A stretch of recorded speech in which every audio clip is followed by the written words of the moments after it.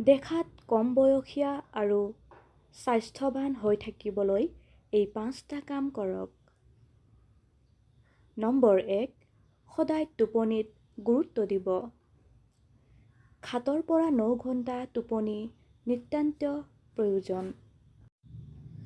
Number 2, পানী খাব। পিয়াহ লাগিলে পানী খোৱাটো স্কিপ নকৰিব। নম্বৰ 3, এক পৰিশালিত জীৱনৰ অভ্যাস কৰিব। মানে ব্যায়াম, হেলথি ডায়েট আৰু খোৱা বস্তু ঔষধৰ দৰে খাব।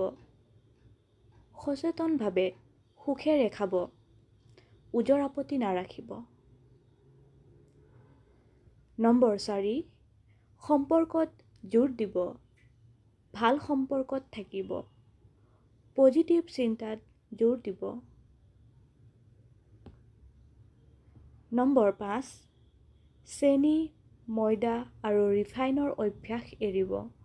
পাৰিলে এটা সময়ত মাংস কমাই খাব। বাকী আপুনি ভালেই থাকিব, সুস্থ হৈ থাকিব। ধন্যবাদ।